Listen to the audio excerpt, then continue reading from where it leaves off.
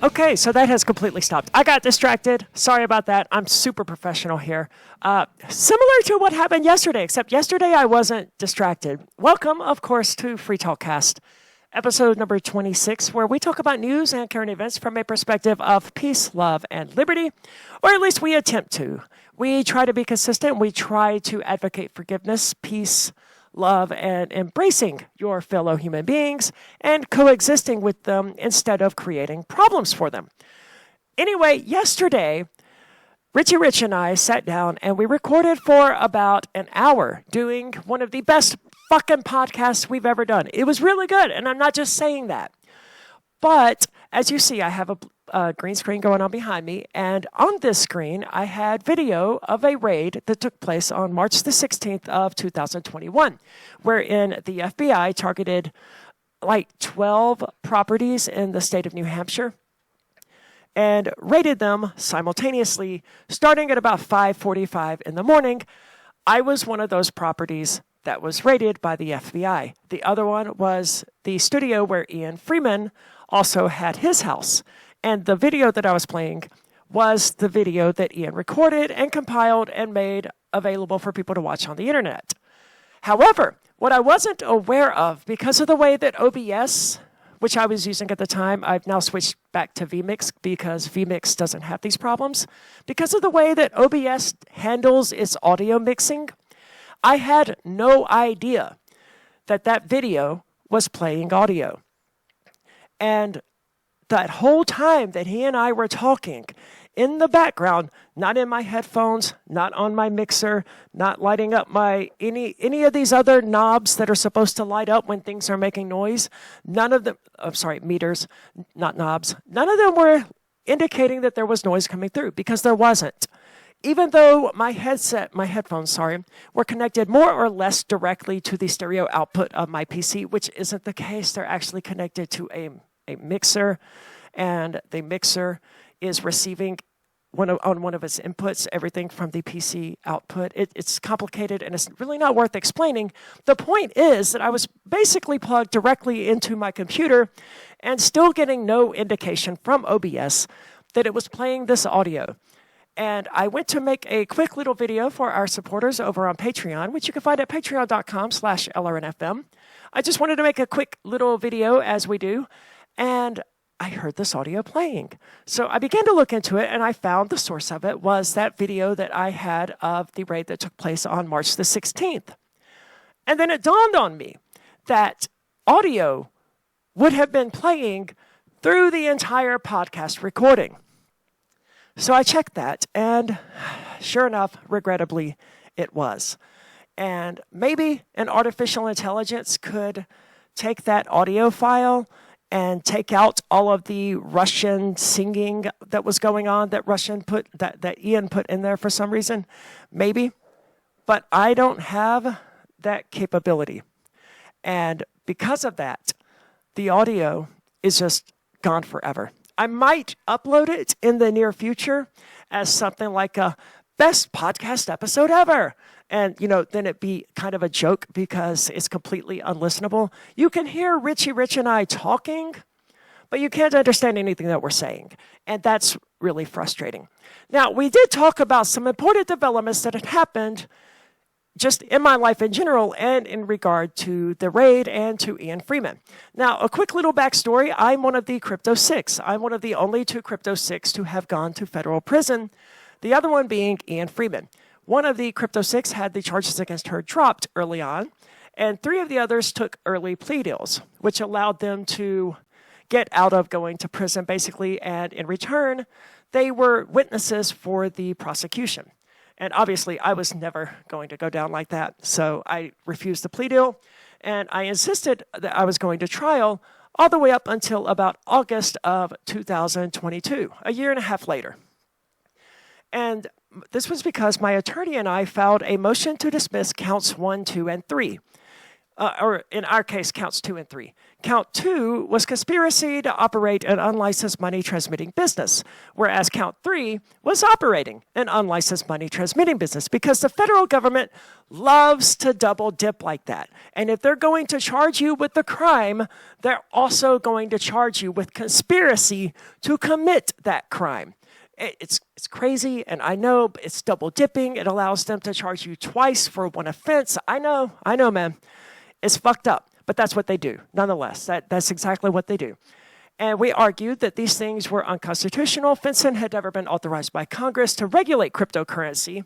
There is no license to sell Bitcoin. Such a thing doesn't exist, was essentially our argument, because Congress had never created a license.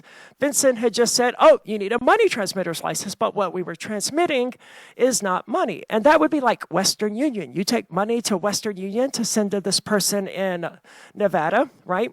That Western Union would be a money transmitter, because they're taking money from you and they're giving it to someone else in a completely different location. That's transmitting money from person A to person B, from location A to location B. But when you're selling Bitcoin, you're not doing any of that. You're selling a product. Like if I had this monster here and you wanted it for whatever reason, you give me $2, I give you the monster. Selling Bitcoin was exactly the same. You give me the money, I give you the Bitcoin. There was no intermediary, there was no third party, so there was no need for a money transmitting license. And this was said on the record by the New Hampshire Banking Commissioner before the New Hampshire House of Representatives. Like, it's possible that if I had operated only within the state of New Hampshire and had never sold Bitcoin to anyone outside of the state of New Hampshire, that I would never have been charged. I don't know that because it's a messy area, but New Hampshire would have never charged me, and I don't think the federal government would have ever had a reason to charge me.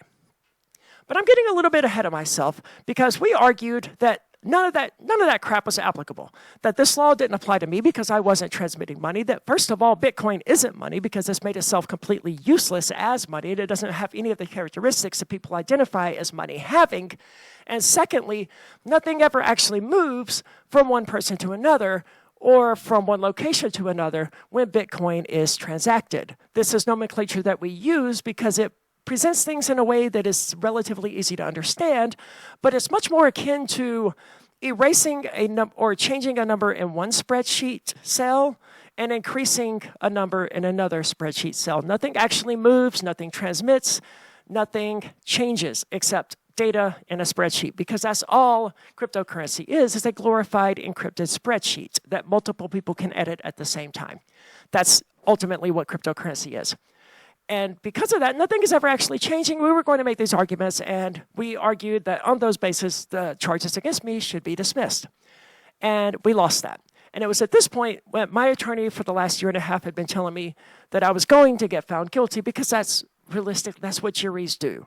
They find people guilty. And it doesn't really matter if you're guilty or not, because they don't assess the facts and they don't sit there and say, there is a reasonable doubt here that this person did not commit the offense. They don't do that. What happens at a trial is the prosecutors tell a narrative. They weave a narrative, they tell a story, they paint you as a type of person, and they paint this story for the jurors. And what your defense does is try to pick apart the facts in the story that the prosecutors are weaving, and simultaneously trying to weave your own story about how the prosecutors are twisting things, except you can't say they're twisting things, even though they are. You can't say that. Instead, you have to create your own narrative and put your own story out there, and then the jury decides which story they are most compelled to believe. That's realistically what happens at a jury trial. That's not the way it's supposed to be, but humans are emotional creatures. We're not robots. You can't feed a bunch of facts into a human being and say, now, make a logical conclusion based on these facts. That doesn't happen. That's not the way people decide things. That's not the way juries decide things. Look, if people decided things on the basis of facts, there would be no socialists in the United States or in the world. There would be no minimum wage. There would be no health insurance, because we know all of these things are scams and they're tools used by the elite to make the elite richer and everyone else poorer. And we've seen this time and time again. And you can prove it economically, especially in regard to the minimum wage, that it is a price floor on the cost of labor. You cannot charge any less than that for the labor. That's a price floor. And a price floor, economically speaking, always creates a surplus of that good. Always. 100% of the time. And you can look that up in any economic book. Price floors always create surpluses, and price ceilings always create shortages. That's just the way it works. That's basic economics, Econ 101. And when you put when you put a price floor on the cost of labor, you end up with a surplus of labor. What do you call a surplus of labor? You call that unemployment. You call that people not having jobs to do. And it's a direct result of the price floor on the cost of labor. And that is a demonstrable, provable fact. And it doesn't fucking matter. I lost everybody out there when I made that, and I'm never going to persuade them that we need to abolish the minimum wage. No matter how succinctly and how eloquently I can make that argument, you could take Milton Friedman, you don't know who that is. You could insert some well-respected, you could take Taylor Swift and put those words in her mouth and rewrite them so that they are completely eloquent and clear and concise, and you will not persuade a single fucking person that it's a good idea to abolish the minimum wage. You just won't do it. And that's because humans don't decide things on the basis of facts and reason and logic.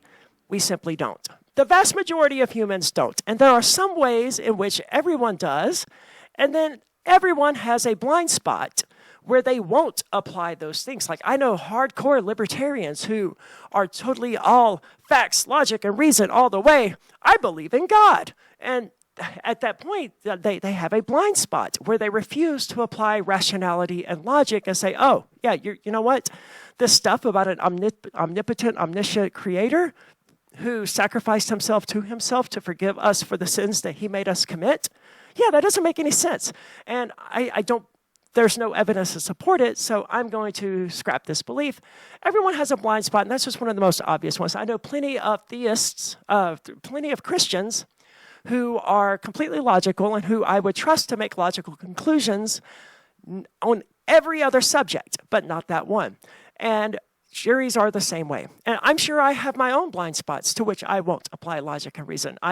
Everyone does, and I'm part of everyone. Anyway, the point of all of this is to say that juries hear two stories, and then they decide which story they believe, and they vote guilty and not guilty based on that. And the prosecutors are really, really, really good at doing this.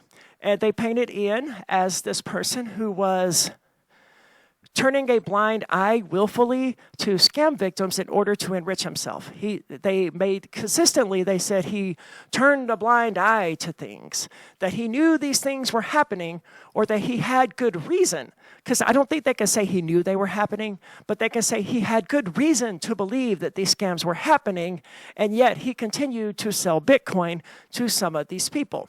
And by doing all of this, they painted him as someone who knew that these elderly people were being scammed. And of course, he didn't know that. He did everything he could to prevent that. But they painted him as someone who knew these people were being scammed and who didn't care because he relied on the fact that he wasn't the one scamming them to sleep at night.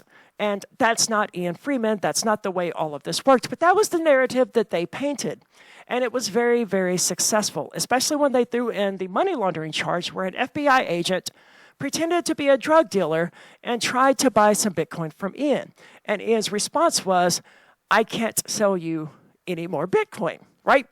Because I know that you're selling drugs. And at this point, probably an FBI agent. But at the very least, it's a drug dealer. And if you take money from them and provide them with a product, you are committing money laundering.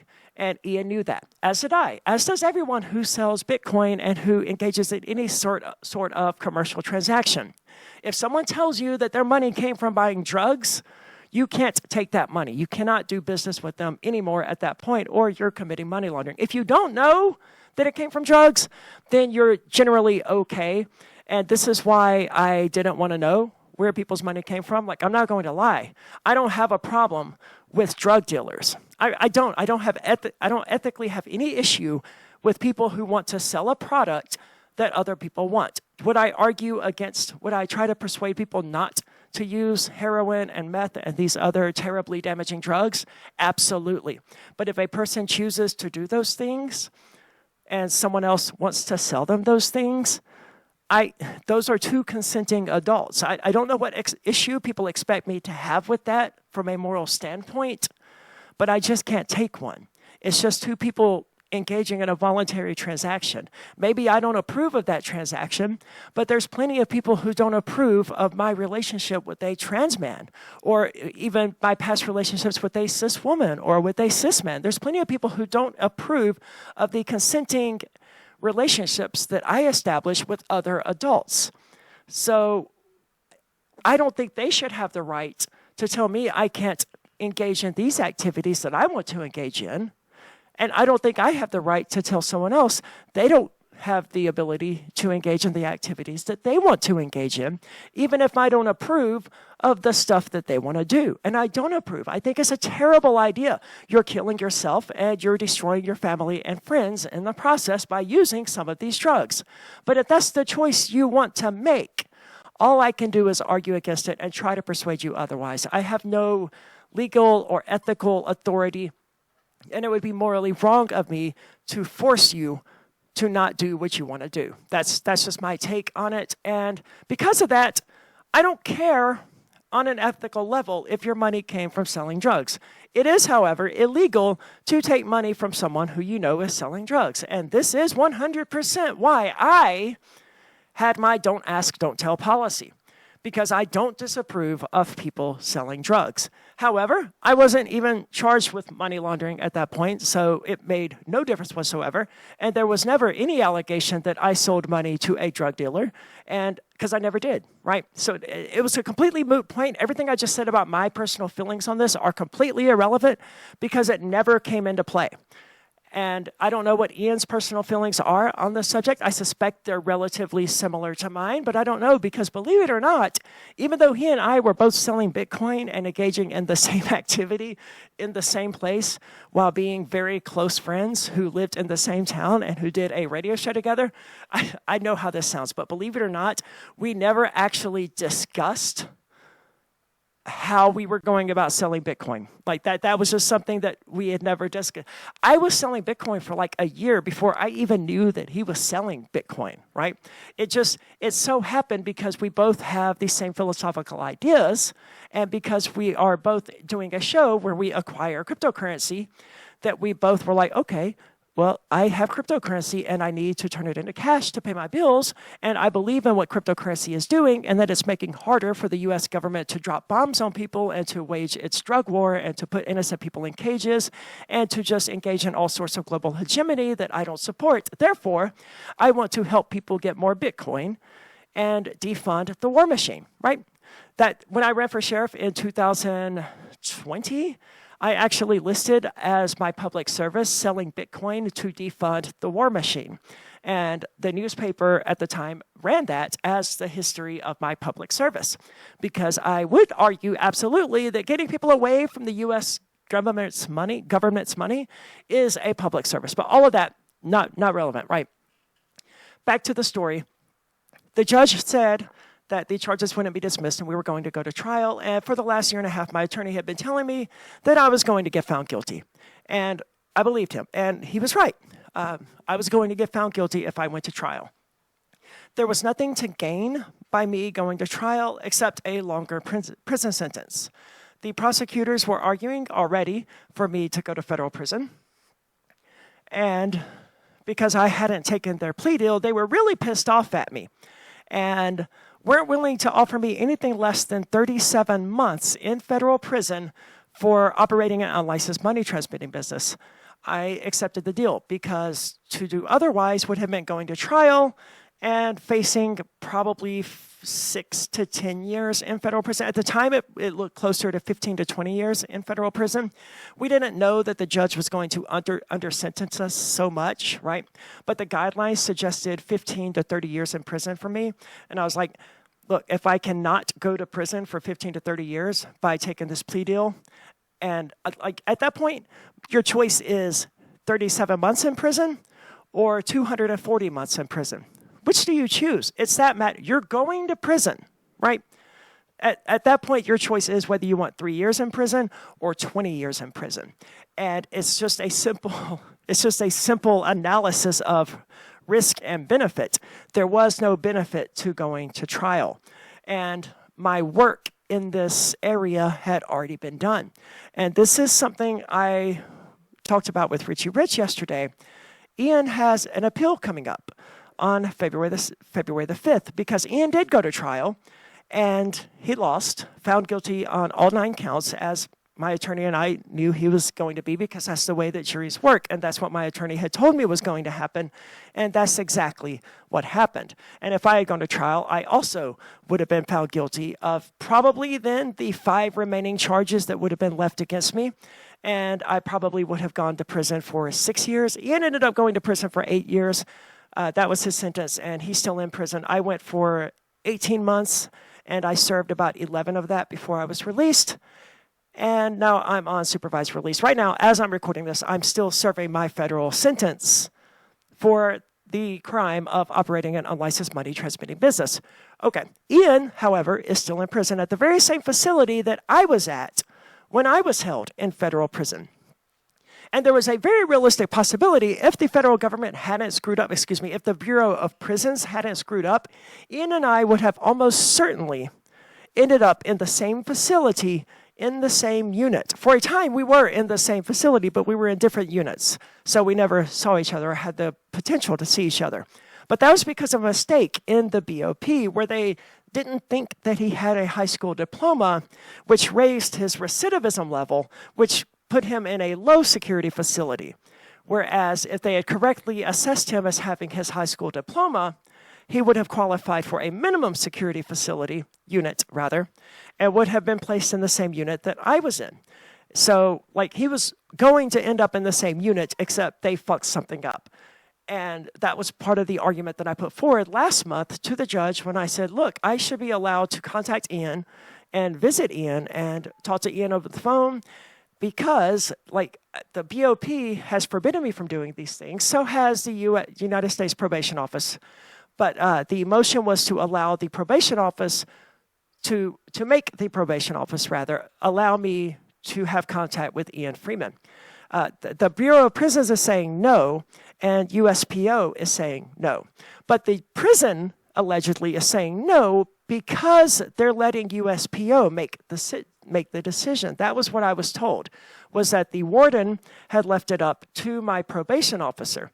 And my probation officer has said no, because that was USPO policy. Are you out of your fucking mind? Are you? You're on federal probation, and you're asking me to contact a convicted felon who is serving a federal prison sentence right now. Really, there's no chance that's going to happen.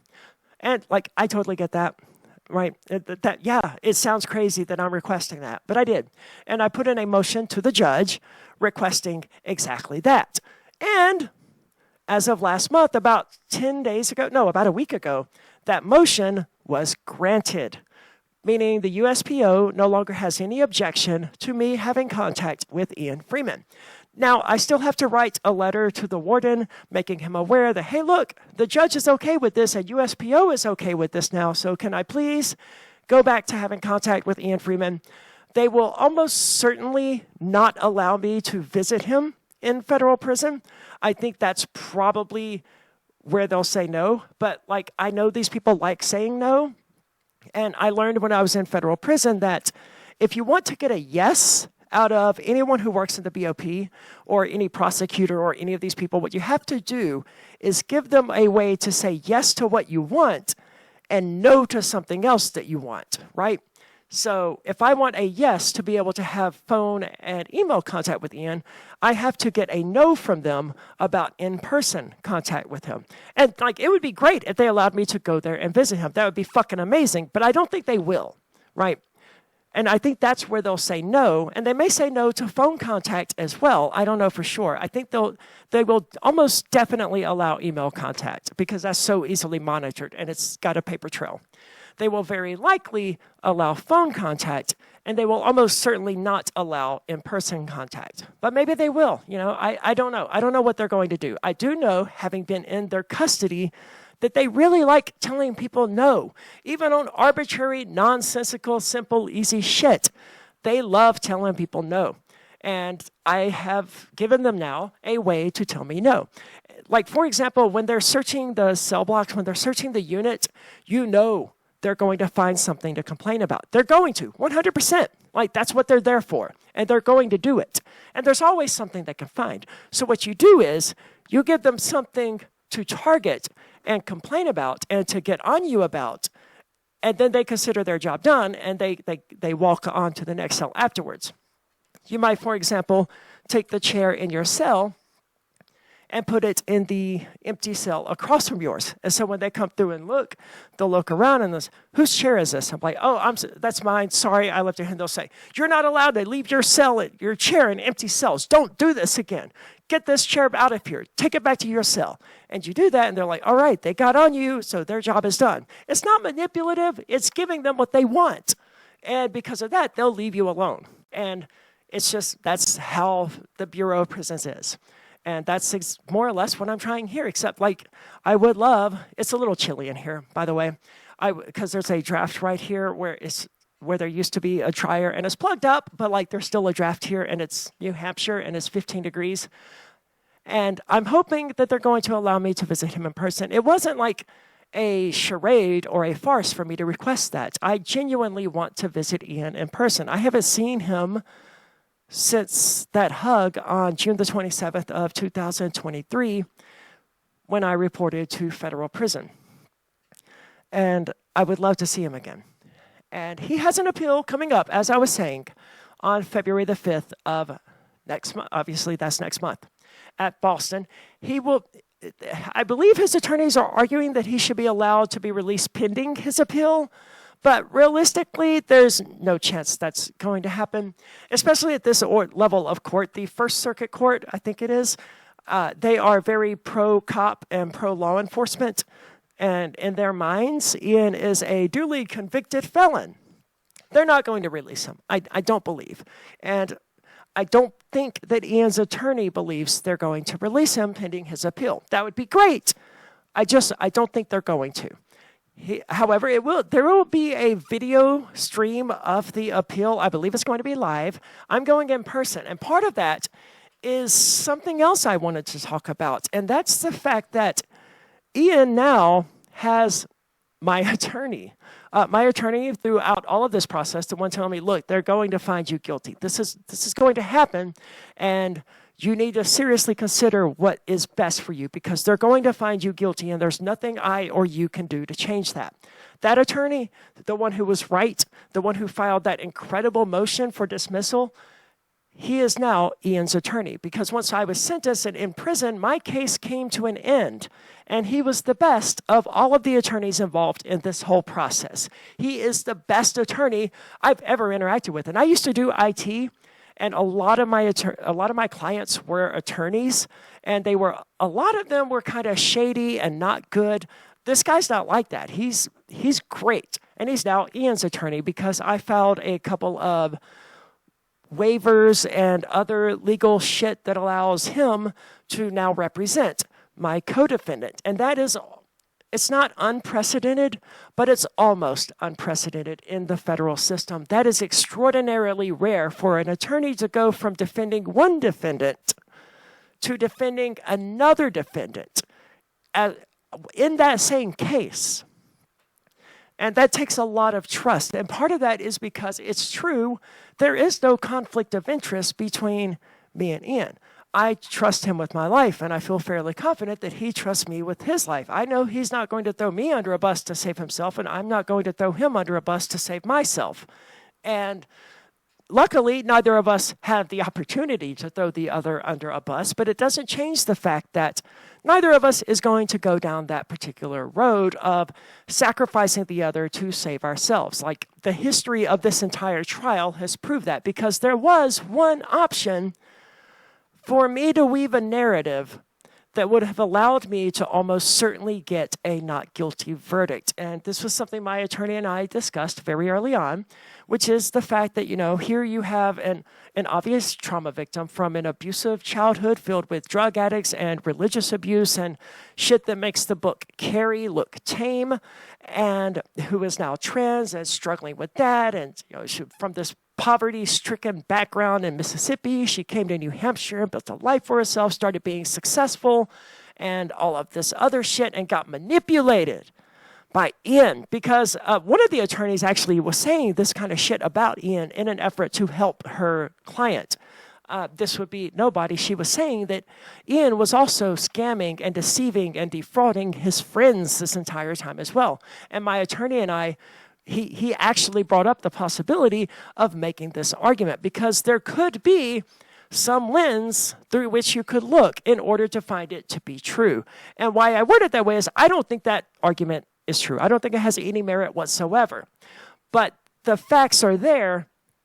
If you wanted to make that argument that that's what happened, you could say that you believed it and it be plausible, I guess, is what I'm trying to say. Is I don't think that happened. Obviously, I know that didn't happen. Ian never manipulated me or lied to me or defrauded me or scammed me or cheated me or anything like that, and vice versa. But if someone wanted to make that case, they could. And this is why nobody's attorney was doing that. It doesn't matter whether or not it's factually true, as long as the facts can be looked at in a way that supports that narrative. And yes, my attorney and I could have woven that narrative about me being this trauma abuse victim who came to New Hampshire and was then manipulated and lied to and all this other shit, and probably could have gotten not guilty verdicts for me. But all of that would have been just throwing Ian, not only would it have been deceitful, again, because that's not in any way what actually happened, but not only would it have been deceitful, it would have been throwing my best friend under a fucking bus. Like, it would have been just completely destroying him and destroying our friendship and my reputation, and it would have destroyed my soul to do this. So we dismissed that early on. That was like day 3 of me talking to my attorney, and that was super early on. Once he learned that I wasn't the kind of person to do that sort of thing, he never brought anything like that up again. But clearly some of the other attorneys did bring it up with their clients, and either those clients weren't willing to say, no, absolutely fucking not, and if you say something like that again, I'm going to fire you, or they were on board with it. So that those arguments were made by other attorneys. They were never made by my attorney, but it was a possibility that we discussed. And I was like, well, that's not how I would weave the narrative. That's not how things happened in my point of view. And I would not support you making those arguments in a courtroom. And my attorney and I did butt heads on several of these things repeatedly. And this actually came up at my sentencing, where the judge pointed out that I don't think I fell in with a bad crowd. And my attorney rightfully said, well, yes, Your Honor. And she and I have had many debates about that and many arguments about that, because my attorney wasn't saying that I fell in with a bad crowd, but he was kind of nudging in that direction. And thankfully, the judge was like, look, no, your client doesn't believe that. And I was like, yeah, you're right. I absolutely do not believe that. So all of those things could and still did happen, no matter how, because it's the attorney's job to do what the best for their client. And I was his client, and he was trying to do what he felt was best to minimize my prison sentence, even though I had already told him I wasn't okay with that. And luckily, there at the sentencing, I was able to say, no, look, I did not fall in with the bad crowd. That's not what happened. That's twisting the narrative, right? Anyway, the motion to dismiss is critically important because that formed the basis of Ian's appeal going forward. And this is another reason I say Richard is the best of the attorneys that were involved here, because if I had taken that early plea deal, this motion would not exist. If I had pled guilty and taken, because it was in April of 2022 when the prosecutors offered me 12 months in prison if I pled guilty to count 3, and they would drop the other charges against me and not bring other charges against me. And I said, no, go fuck yourself. I'm absolutely not pleading guilty. Now, a year-ish later, 6 months later-ish, I did plead guilty, but it wasn't to those terms. it was to much harsher terms because they had brought additional charges against me and I had dragged things out and I had filed a motion to dismiss. And the judge knew that the only reason I was taking a plea deal was because my motion had been denied. Anyway, that motion did get written, it did get entered, and it did get denied. And because of that, Ian is now able to appeal his guilty verdict. And that's probably the best outcome we could have hoped for this. Like, even though, yes, I took a plea deal, I still provided Ian with the tools that he was going to need to engage in this fight. And that feels good because knowing that I took a plea deal and I left Ian there to go to trial alone, it has haunted me since October of 2022. Since I took the plea deal, that has haunted me. And it's going to continue haunting me because like when push came to shove, I jumped off the ship and left Ian to sink alone, and knowing that Ian could not jump off the ship. But it wouldn't have gained anything for me to stay on the ship. No one, it wouldn't have helped Ian. It wouldn't have extended his life. It wouldn't have helped his chances with getting not guilty. It would have benefited no one. And I stayed around long enough for him to have the life raft that he was going to need to appeal his verdict. So that's where things stand. And that's going to happen on February the 5th. And I'm looking forward to it. I don't think, and I would caution people against getting hopeful that Ian is going to win the appeal at this level of court. As I said, they are, you can look up this court and some of the various rulings. They are pro-law enforcement, and they are very conservative. They're not likely to say, you're right, under this new Supreme Court, this would be considered unconstitutional. They're not likely to say that. Only the Supreme Court is likely to say that, and Ian is going to fight this all the way to the Supreme Court. But go ahead and steel yourselves against the reality that this is going to make its way to the Supreme Court.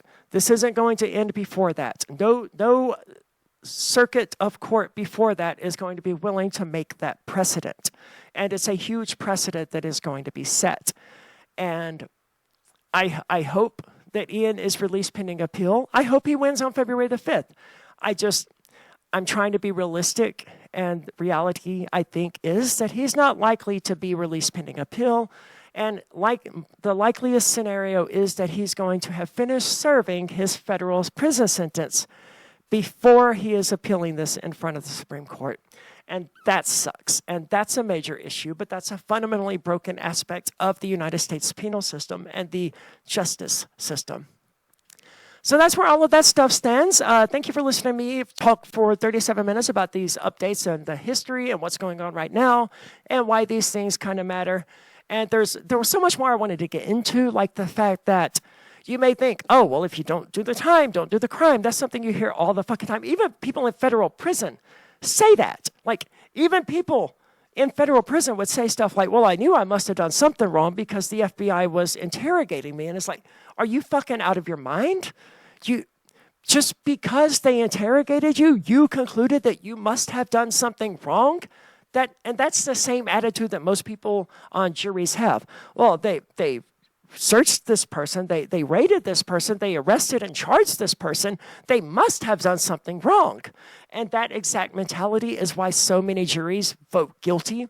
It's one of the reasons that so many juries are inclined to believe that the person is guilty and that the prosecutors are weaving the correct narrative because the FBI doesn't make any mistakes. The government couldn't be wrong. They don't make mistakes. They wouldn't spend $5 million and 6 years investigating these people unless they were guilty. And, you end up with guilty verdicts as a result of that.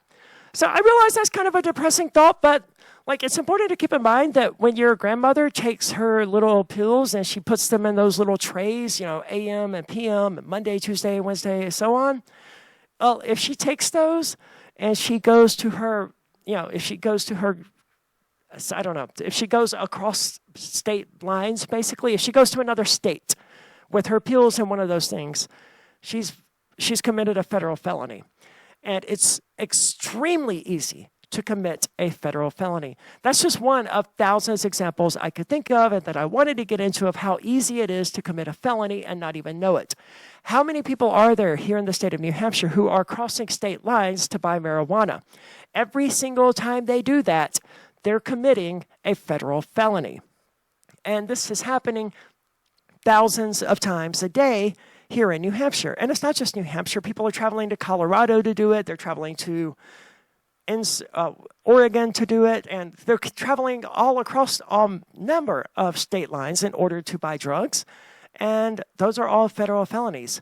Putting your pills in those little reminder ice tray-like things, federal felony if you travel across state lines. It's remarkably easy. Not having a business license as you're selling Bitcoin, federal felony. Well, thank you for listening, and we'll be back with another episode later this week involving Nikki. I just wanted to get this recorded and get this out there because of what happened yesterday. Very frustrating. So thank you for listening. Check us out, like, share, subscribe, all of that great stuff, because we are still working on building this new YouTube channel. And right now, we're not even showing up in search results, which is really frustrating. But like when you're starting from scratch, that's how things are. So please, it's really important to like the video, share the video, leave a comment, let us know what you think, all of that great stuff. And thank you for listening.